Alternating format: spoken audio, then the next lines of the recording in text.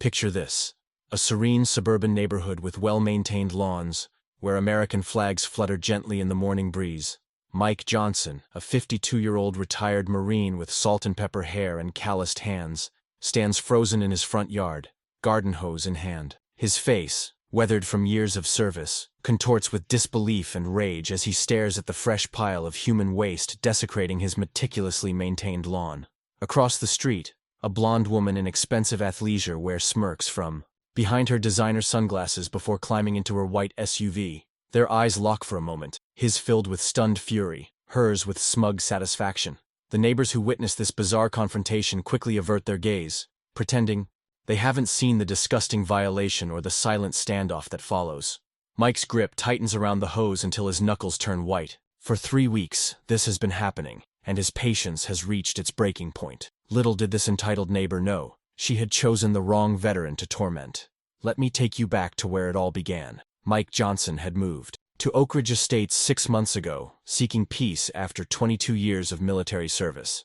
His retirement plan was simple: transform the neglected corner property into a showpiece home with the discipline and attention to detail that had defined his military career. From dawn until dusk, he worked tirelessly, replacing the sagging fence, repainting the faded exterior, and most importantly, cultivating a lush emerald lawn that soon became the envy of the neighborhood. "Your yard is looking mighty fine, Mike," Mr. Harper, the elderly gentleman next door, would say during their morning chats.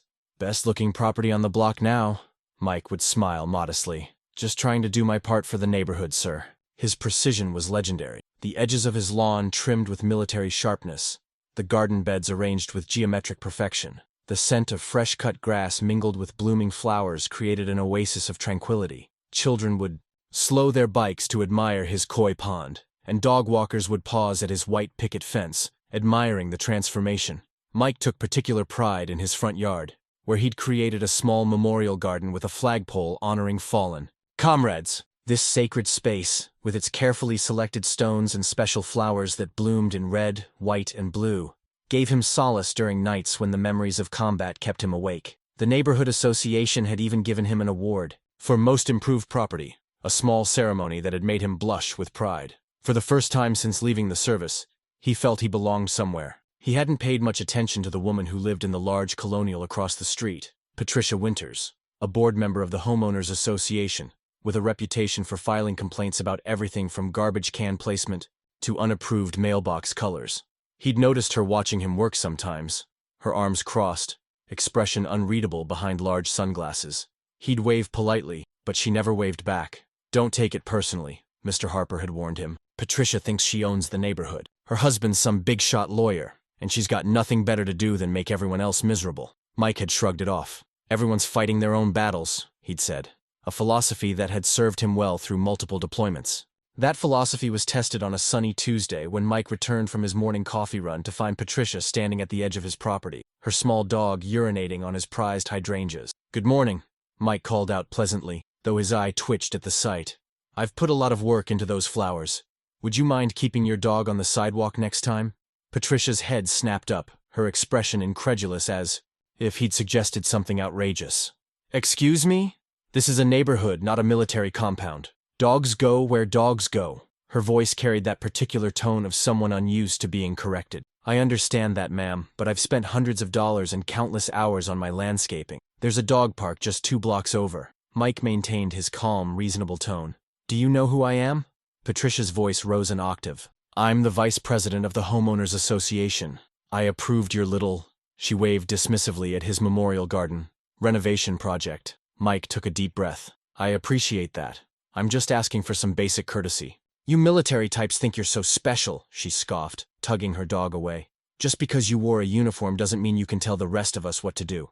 My husband is a close personal friend of the mayor." As she strutted away, she called over her shoulder, "Maybe if you focused less on your precious lawn and more on fitting in, you'd have a better experience here." Mike stood motionless, the coffee cooling in his hand, unsure if the encounter had really happened. It seemed so disproportionate to his simple request. He shook his head and went inside, chalking it up to someone having a bad day. 3 days later, Mike woke at dawn as usual. With coffee in hand, he stepped outside to enjoy the morning quiet, only to stop short at the sight of his defaced memorial garden. Someone had let their dog defecate directly on the commemorative stone bearing his unit's insignia. The deliberate placement made it clear this was no accident. His jaw tightened as he cleaned the mess, his mind immediately returning to his encounter with Patricia. But he had no proof, and Marines don't make accusations without evidence. He installed a small, discreet camera aimed at his front yard that evening. The next week brought escalation. Mike found dog waste in the same spot 3 more times, always before dawn. The camera revealed Patricia, not with her dog, but alone, in the dim morning light, deliberately desecrating his property. Mike could scarcely believe what he was seeing. A grown woman, defecating on his lawn herself, making direct eye contact with his home as if sending a message. Mike took the footage to the local police station, where Officer Rodriguez, a fellow veteran, viewed it with disgust. "This is clearly harassment, Mike, and frankly it's bizarre behavior. We can issue a citation for public indecency and trespassing, but without a restraining order, there's not much else we can do." "I just want it to stop," Mike explained. "I'm not looking to ruin anyone's life." "Document everything," Rodriguez advised. "And maybe talk to the homeowners association. This has to violate some bylaws." The HOA meeting was worse than useless. Patricia sat on the board, a superior smile playing on her lips as Mike formally complained. "Mr. Johnson," the association president began uncomfortably, "these are very serious allegations against a respected board member. Do you have evidence that doesn't involve, surveillance of neighbors? Because that could potentially violate our privacy bylaws." Mike's presentation of time-stamped photos was met with uncomfortable coughs and averted eyes. Patricia looked triumphant. "Perhaps Mr. Johnson is having trouble adjusting to civilian life," she suggested with mock concern. "PTSD can cause paranoia and hallucinations. My cousin's friend's son came back from Afghanistan with similar issues." The character assassination continued as Patricia painted herself as the victim of an unstable neighbor with possible violent tendencies. After all, who knows what he did over there? Mike left the meeting seething but determined. The community's failure to address the situation left him isolated, with neighbors now viewing him with suspicion. Some even crossed the street to avoid passing his house. The violations grew more frequent and blatant. Patricia began leaving her waste in specific patterns, near his mailbox, beside his car, on the walkway to his door. After each incident, she would walk by later to observe his cleanup efforts, sometimes taking photos on her phone and laughing. Mike installed more cameras and gathered evidence methodically. He documented each incident in a logbook with military precision. Dates, times, photographs. He filed police reports that resulted in nothing more than paper warnings. He even consulted a lawyer who advised him that while he had a case for harassment, litigation would be lengthy, expensive, and public, potentially exposing him to ridicule. Frustrated by the system's failure, Mike found himself lying awake. At night, the situation eerily reminiscent of counterinsurgency operations, where the enemy hid in plain sight and exploited the rules of engagement. His training had prepared him to handle life-or-death situations with calm efficiency. Yet here, he was being tormented by a suburban terrorist with apparent impunity. The breaking point came on Memorial Day. Mike had spent the morning at a ceremony honoring fallen comrades, returning home emotionally drained but spiritually renewed in his commitment to their memory. As he turned into his driveway, he saw Patricia, squatting directly on the American flag paver stones leading to his memorial garden. The deliberate desecration on this sacred day wasn't just another harassment, it was a calculated effort to break his spirit. Something in Mike shifted as he watched her saunter back to her house, stopping to wave mockingly at him. For the first time since moving to the neighborhood, he felt the cold focus that had helped him survive 3 combat tours settle over him. His mind, trained to identify vulnerabilities and strategic advantages, began to analyze Patricia's patterns and weaknesses. That night, Mike sat at his kitchen table with a notepad, thinking not as a victimized homeowner, but as a tactical strategist. Patricia's weapon was humiliation. She sought to demean him publicly in the most primitive way possible. Her armor was her social standing, and the community's reluctance to confront uncomfortable truths. Her vulnerability was her own obsession with status and appearance. Mike began researching the legal boundaries of his response options. He consulted with Officer Rodriguez off the record. "Looking to catch her in the act?" Rodriguez asked. "Something like that," Mike replied.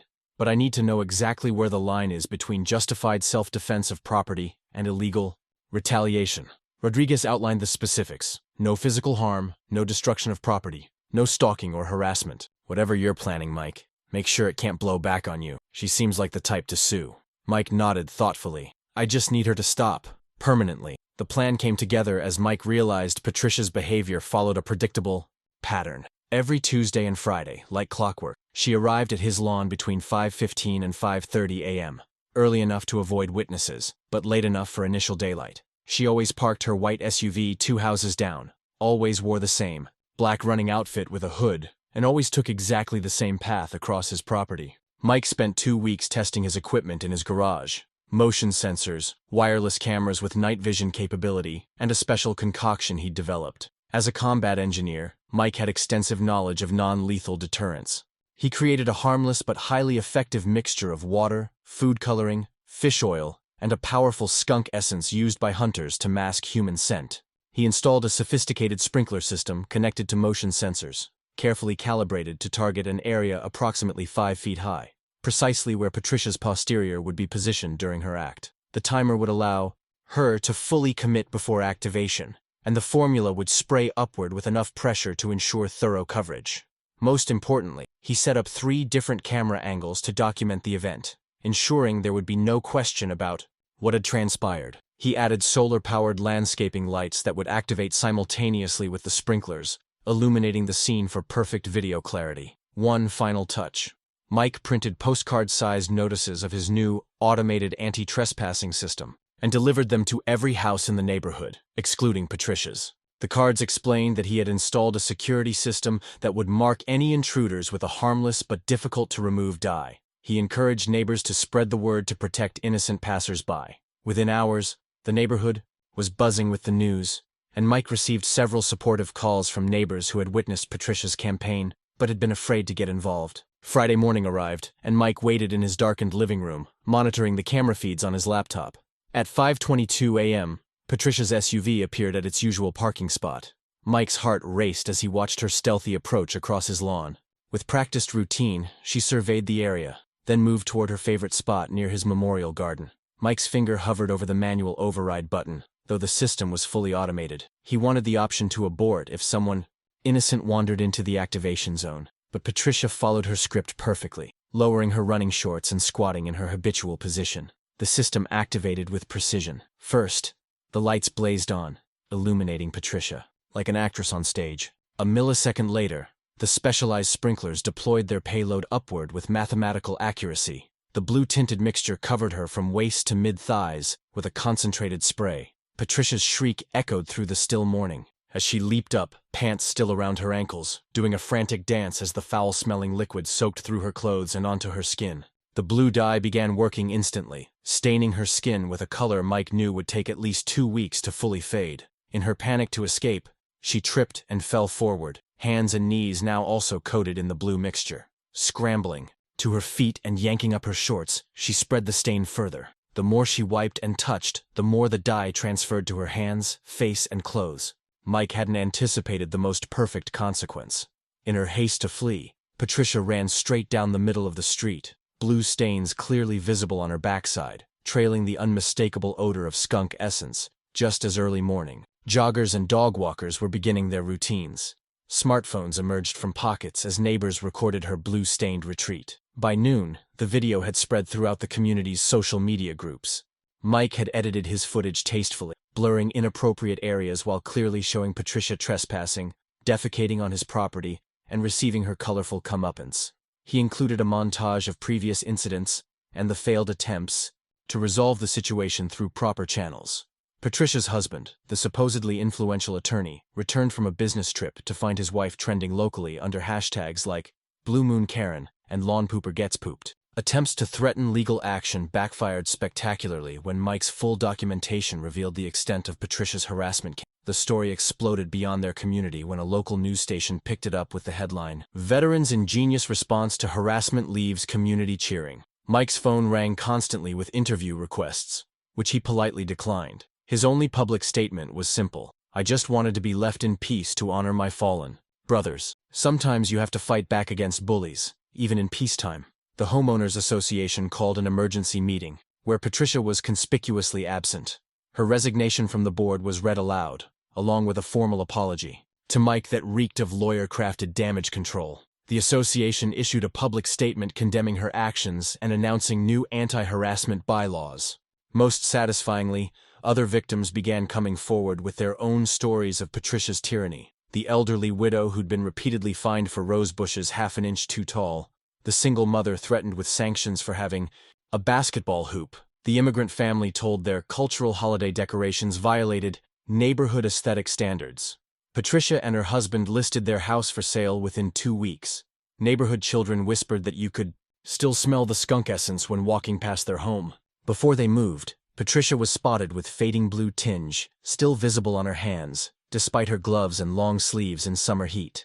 Mike's lawn returned to its pristine state, though he left his deterrent system in place with a small, tasteful sign warning: trespassers will be marked and recorded. Neighbors who had previously avoided him now stopped to chat, often thanking him for standing up to Patricia's reign of terror. 1 year later, Oak Ridge Estates had transformed. The rigid, fear-based compliance with HOA rules had been replaced with a more reasonable approach. Mike was unanimously elected to the board, where he advocated for sensible guidelines that respected individual expression while maintaining neighborhood standards. His memorial garden became a gathering place for local veterans, and on patriotic holidays, neighbors would leave flowers or small flags in appreciation. As for Patricia, rumors occasionally surfaced about her new community 3 towns over. Complaints about a blue-stained woman with an entitled attitude and a mysterious odor that seemed to follow her despite multiple attempts to eliminate it. Some habits, it seemed, were harder to wash away than others.